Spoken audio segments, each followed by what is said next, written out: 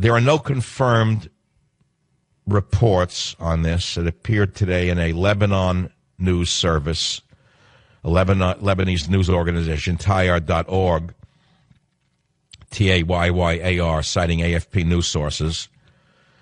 And they claim that the vermin who stormed the U.S. consulate in Benghazi, Libya on Tuesday, raped him before murdering him.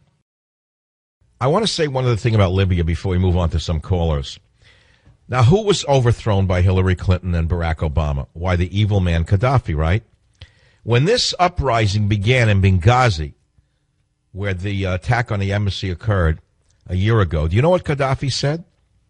Gaddafi at that time said that the revolt that's supported by Obama was the work of terrorists, long native to eastern Libya, and Gaddafi warned the world that if they were not crushed, Libya would become the Somalia of the Mediterranean, a string of radical Islamic emirates just across the water from southern Europe. And guess what?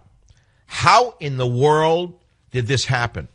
And how in the world can an administration be so out of touch with reality that after the embassy is burned to the ground and the ambassador is killed and or sodomized, they still say give it a chance, that they're our kind of people, they're our friends?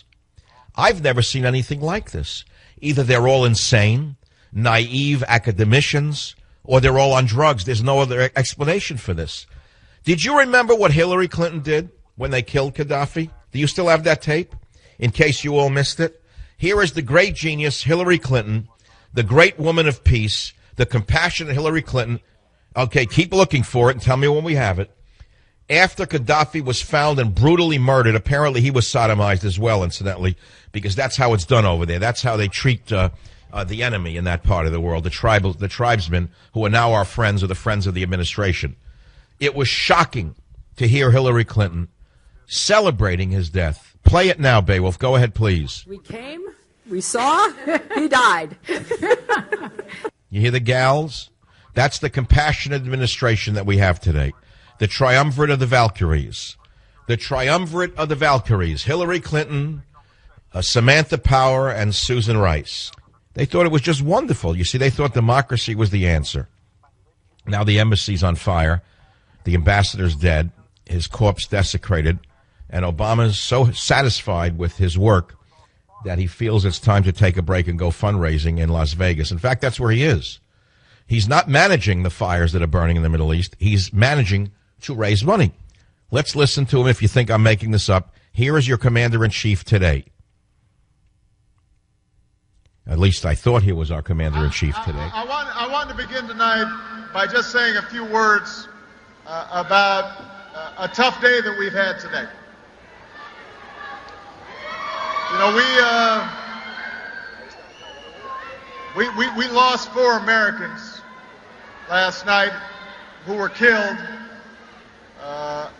when they were attacked at a diplomatic post in Libya. Attacked by who? Who? By ghosts? Who attacked them? I mean, no enemy? They were attacked by who? By gastritis?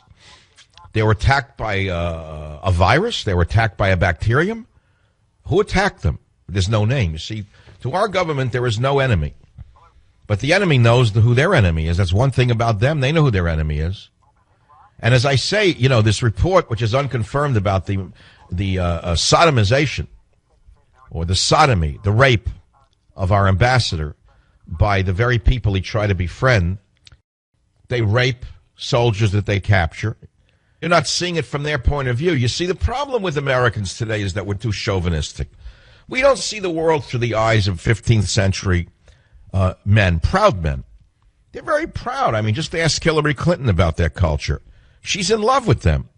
Soros is in love with them. Brzezinski's in love with them. Jimmy Carter's in love with them. Obama's in love with them. He seems to spend more time courting them than courting the American patriot. Why, just last week we learned that Eric Holder, our Attorney General, was fighting to make certain that U.S. military personnel who are overseas don't vote. I mean, the important thing is to make sure that they don't vote. Oh, you could say they serve us at a ceremony or something, but you certainly don't want all of those right-wing guys with guns to go in and vote, because you know which way they're going to vote. You can pretty be sure after they face the tribesmen which way they're going to vote. They're not going to vote for our commander-in-chief. I think they're going to vote for a replacement. And so if you're Eric Holder, what you do is you make certain that they don't vote. Isn't that the American way? Now, the important thing is, remember what Obama said about Libya, is that the leaders there, the tribesmen who were running the country, who just burnt their embassy to the ground and killed our ambassador, they were democratically elected. Emphasis on the word elected. See, we want to make sure that every Iraqi can vote, every Afghani can vote, every Libyan can vote, but we want to make sure that not every American can vote. In fact, we want to make certain that only some Americans vote under Obama. The illegal alien should vote twice and often. The people in Florida should be able to vote in New York and Florida and anywhere else. Vote early and vote often. If you live in Boca Raton and you live in Queens or Brooklyn, why, be sure to vote in 2 or 3 different locations for Obama, because that's the kind of vote that the administration wants. But these right-wing crackpots who are willing to put down their life for America, they shouldn't be allowed to vote. They're just cannon fodder to this administration.